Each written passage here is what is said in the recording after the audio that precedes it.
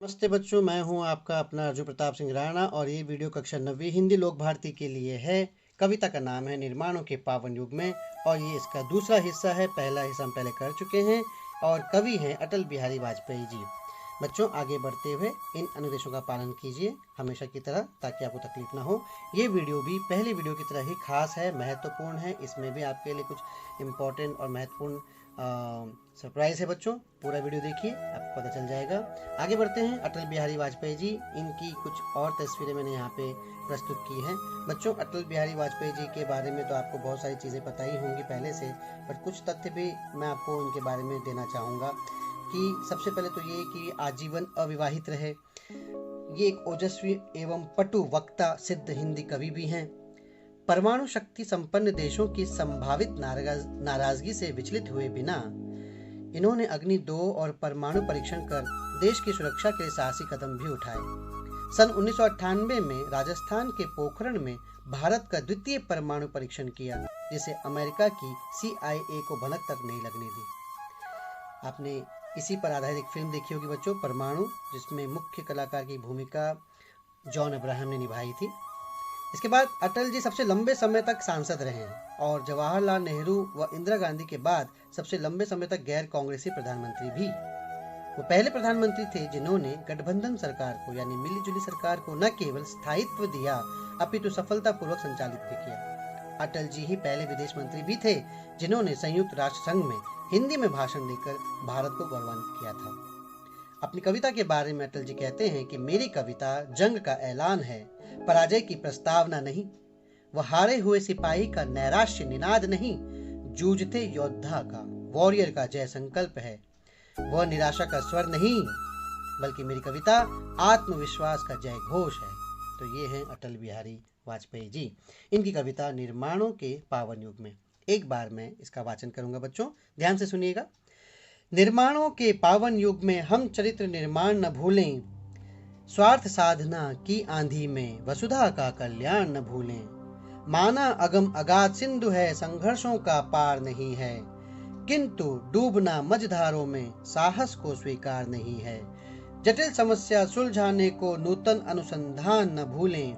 निर्माणों के पावन युग में हम चरित्र निर्माण न भूलें, स्वार्थ साधना की आंधी में वसुधा का कल्याण न भूलें। बच्चों, पहली कक्षा में, पहले वीडियो में हमने यहाँ तक समझा था। इसके बाद इस वीडियो में आगे का हिस्सा देखेंगे। शील विनय आदर्श श्रेष्ठता तार बिना झंकार नहीं है। शिक्षा क्या स्वर साध सकेगी यदि नैतिक आधार नहीं है। कीर्ति कौमुदी की गरिमा में संस्कृति का सम्मान न भूलें। निर्माणों के पावन युग में हम चरित्र निर्माण न भूलें, स्वार्थ साधना की आंधी में वसुधा का कल्याण न भूलें। आविष्कारों की कृतियों में यदि मानव का प्यार नहीं है, सृजनहीन विज्ञान व्यर्थ है, प्राणी का उपकार नहीं है। भौतिकता के उत्थानों में जीवन का उत्थान न भूलें। निर्माणों के पावन युग में हम चरित्र निर्माण न भूलें, स्वार्थ साधना की आंधी में वसुधा का कल्याण न भूलें। बच्चों, जैसा कि हम जानते हैं कि प्रस्तुत कविता में आदरणीय अटल बिहारी वाजपेयी जी ने ध्यान आकर्षित करते हुए जीवन के विकास के साथ व्यक्तित्व और प्रकृति के कल्याण हेतु सजग रहने की प्रेरणा दी है। तो आगे के हिस्से को हम यहाँ पे समझने का प्रयास करेंगे। कठिन शब्दों का यहाँ अर्थ दे दिया है बच्चों, तो देखते हैं। शील विनय आदर्श श्रेष्ठता तार बिना झंकार नहीं है। कवि ने उपर्युक्त पंक्तियों में मानव के स्वाभाविक एवं जीवन मूल्यों की ओर ध्यान आकर्षित करते हुए नैतिक मूल्यों को अपनाने की भूमिका रखी है। कवि कहते हैं, नहीं, कवि ने जीवन में शील यानी चरित्र, अच्छा चरित्र, विनय यानी नम्रता, आदर्श यानी ऐसा व्यवहार जो लोग आपको फॉलो करें, सुयोग्य व्यवहार, एवं श्रेष्ठता जीवन यापन की महानता आदि गुणों के महत्व के बारे में बताया है। और इन गुणों को पाने का एकमात्र मार्ग है शिक्षा। तो शिक्षा क्या स्वर साध सकेगी, ये सब चीजें शिक्षा तैयार कर सकेंगी यदि नैतिक आधार नहीं है। शिक्षा से ही सब कुछ संभव है, परंतु सिर्फ ज्ञान प्राप्ति से काम नहीं चलेगा। शिक्षा को नैतिकता का आधार आवश्यक है, नहीं तो शिक्षा व्यर्थ है। कीर्ति कौमुदी की गरिमा में संस्कृति का सम्मान न भूलें।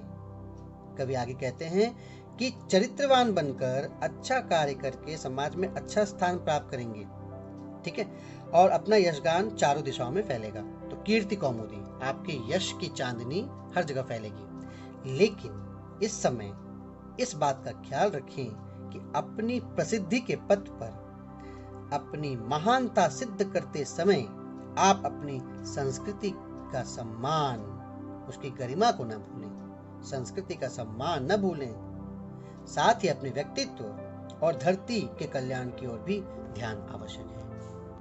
आगे बच्चों, निर्माणों के पावन युग में हम चरित्र निर्माण न भूलें, स्वार्थ साधना की आंधी में वसुधा का कल्याण न भूलें। अपने स्वार्थ को सिद्ध करने के चक्कर में आप अपने चरित्र और धरती का कल्याण बिल्कुल न भूलें, बहुत ही जरूरी है।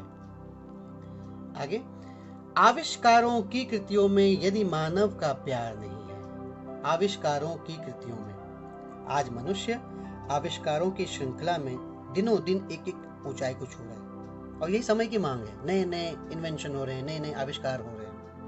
लेकिन कवि इन आविष्कारों के सही प्रयोग एवं महत्व को समझाते हुए कहते हैं कि मनुष्य कोई आविष्कार करे परंतु उसमें मानव का हित होना आवश्यक है, उसमें मानव का प्यार भी होना आवश्यक है। सृजनहीन विज्ञान व्यर्थ है, प्राणी का उपकार नहीं है।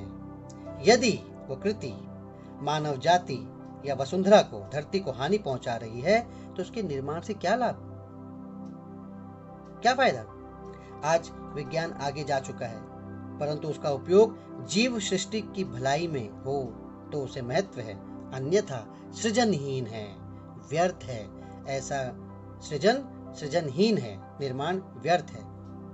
कवि कहते हैं, भौतिकता के उत्थानों में जीवन का उत्थान न भूलें कि विज्ञान द्वारा निर्मित आविष्कार मनुष्य जाति के भौतिक विकास की नींव है ना। विज्ञान से भौतिक विकास होता है परंतु भौतिक विकास के साथ ही हम अपने स्वाभाविक जीवन के विकास को भी न भूलें, अन्यथा सब कुछ बेकार है। मनुष्य की मानवता नहीं मरनी चाहिए, उसका चरित्र नहीं डूबना चाहिए बच्चों। तो निर्माणों के पावन युग में हम चरित्र निर्माण न भूलें, स्वार्थ साधना की आंधी में वसुधा का कल्याण न भूलें। एक बार फिर मैं आपको कहना चाहता हूँ बच्चों, कवि कहते हैं कि यह युग निर्माणों का है, पवित्र है, लेकिन निर्माणों के सामने हमें चरित्र निर्माण की बात भुलानी नहीं चाहिए। हर कोई अपना स्वार्थ सिद्ध करने में लगा है। कवि कहते हैं कि अपनी हित साधना की आंधी में, स्वार्थ साधना की आंधी में हमें संसार के कल्याण की बात को भूलना नहीं चाहिए। सेल्फिश मत बनो, दूसरों की मदद करो, संसार खूबसूरत बनाओ लेकिन खुद के चरित्र के साथ। और इसी से संबंधित एक छोटा सा वीडियो मैंने यहाँ पे प्रस्तुत किया बच्चों, इसे ध्यान से सुनिए, आपको समझ में आ जाएगा। वीडियो प्ले करने के बाद इसकी आवाज़ थोड़ी ज़्यादा हो सकती है बच्चों, इसलिए आप अपने मोबाइल में या जहाँ भी आप सुन रहे हैं उसमें आवाज़ ऊपर नीचे कर लीजिएगा ताकि आपको कानों को तकलीफ ना पहुँचे। तो देखते हैं इस वीडियो को।